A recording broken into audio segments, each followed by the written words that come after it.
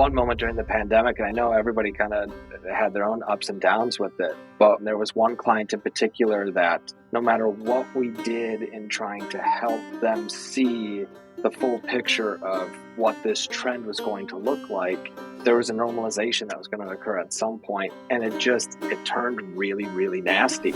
Nothing was good enough, regardless of how well they were selling at one point, to the point where the way that we were treated, myself and our team, just hit burnout. We made a really tough decision.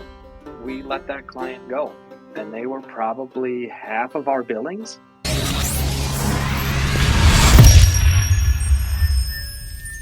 Have you get to a point in the agency, or were you ever at a point where you're like, man, I can't do this anymore. I don't want to do this anymore. Go take a job. Yeah. I think that's almost every day. But then you're not doing it right. No, but in all seriousness, like there was one moment during the pandemic, and I know everybody kind of had their own ups and downs with it. But we do a lot of work in adult beverage, and if you followed trend during the pandemic, adult beverage did very well. Home consumption was up significantly, and so our portfolio was doing well.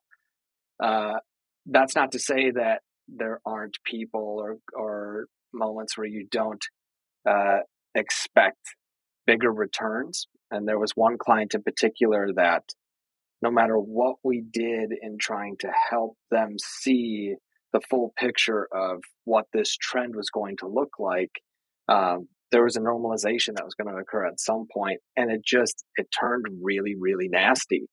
That client management side of it, even though we do everything that we can in our power to educate our partners of, like, this is what we're seeing, right? It's only half of that story. Some are great partners and share that information as to what they're getting on their side, right? That relationship is symbiotic, and others hold on to their own thing. And in this case, nothing was good enough that we did, regardless of how well they were selling at one point. They had one really bad quarter that they didn't plan for, and it just all went downhill to the point where the way that we were treated, myself and our team, me in particular, just hit burnout, like to a point where I wasn't able to not only manage my team, but manage the clients or do the work that I needed to do. And that put everybody else at a disadvantage. But that was this moment of, like, what am I doing? Right? What are we doing? You're pushing a boulder up a hill. And I know I wasn't the only one to feel that at that moment, but damn, like that was one of those, like, real reflective moments of, was this the right career move for me? I didn't know at that time, honestly. And so what did you do to get by that, to get into a better place? We made a really tough decision. We let that client go, and they were probably half of our billings. And it was a tough decision for us, but we weren't, this is something that I have always set out to do as an agency. Is I've had friends who have been part of layoffs when a client goes somewhere else. I've seen this world ebb and flow. I never wanted to be an agency that was dependent on something like that. But that was a moment, that crucial point of, this toxic relationship was impacting our culture at Squid, and is burning out multiple employees. And if we didn't have our team at their best, the work suffers, and then we're only as good as the work, right? The domino effect that occurs. So making a judgment call of, like, look, we can't do this anymore, but reshaping our value structure and how we position ourselves to potential clients, like, this is who we want to work with, gives us a little bit more of that control. But that was that point of, it wasn't worth the revenue to do that. So we were fortunate enough that, like I said, booze did well. We had enough in our coffers to get through a significant period of time, but it was a reshaping of how we were going to go after new business and also address client needs and things of that nature. But that was a really, really crucial point in our agency and the health of our business, not only monetarily, right, but emotionally. There was a little while ago, maybe last week, we had one of our members, they posted it in the Slack channel. They said, I finally had the confidence in order to get rid of our biggest client. They were treating our team really bad. And, because you guys all encouraged me to do that, even though, they didn't have immediately the revenue to replace that, they got rid of their biggest client like you did. And they said, I've never felt so much relief. They didn't have any panic. They just said, we're going to get rid of this client. They're a complete nightmare for us. They are not for us. And then they came up with this criteria. And the cool thing is they started building their pipeline in the right way where they could actually pick and choose their clients, like you were saying, and saying, you're not only interviewing us, we're interviewing you. And here's how we're going to work. Here's what we're looking for. If this fits in your mold, great. If not, perfectly understandable. You go over here. And then if you ever want to come back to the good side after the dark side, you're more than happy to.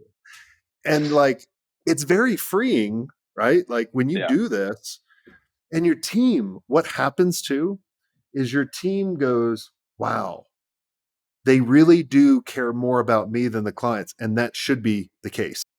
Like your team is your most valuable asset, not your clients. You get clients all day long. There's millions of them, but finding the right team, oh my gosh, like I have an amazing team. Like I am so lucky with my team. Like I don't have to manage them. They know where we're going. They have creative thoughts. Like they're amazing people. Like once you find that, hold on to it. Oh man. I mean, you are hitting all the things that make me happy about where I think the industry could go, and I couldn't agree with you more. Same thing here, right? We're small by design, and I wouldn't be able to do what I do without my team. I mean, I find it fascinating in the agency. It's probably broader than the agency world, but the agency world in particular, like as an owner, my team is building my dream, right? That this was my idea, and if they believe in it as much as I do, like they're doing the work, right? I'm in that management seat to the strategy seat where they're doing the day to day. How fortunate am I that I have a group of people that have bought into that, love it, embrace it, right?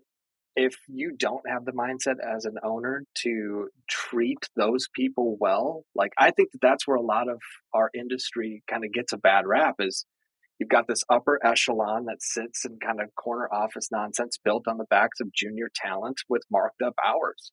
That I just find that unethical. So I mean, I'm with you. Like when you've got Yeah. that team that's there for you, you hold on, you do everything that you can to make them happy.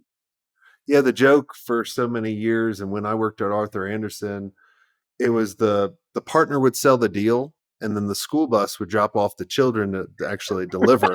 Um, right. And that's how it was, right? It was like dumb 20-year-olds that knew nothing coming right out of school. We are just kind of following their stupid little playbook. And they were just billing us out at thousands of dollars an hour. Yeah. It was crazy. And then until I found that paper shredder. No, I'm just kidding. That would have been I mean, cool. have you ever done like the math of what like a typical agency like hour status would cost with a client? If you've got like 6 or 7 agency people around the table who are talking to a client, like that's what, a $1,500 $2,000 meeting? Like just to It's sit there, very it's crazy. it's very expensive. Yeah, you got the note taker, you got like it's just it's crazy. I hope you enjoyed this content. If you want more content like this, make sure you click on the link on the screen, or check out your most popular podcast platform where the full episode is there. And until next time, have a swank day. What are you doing? Go check it out. Click on the link. I'll see you soon.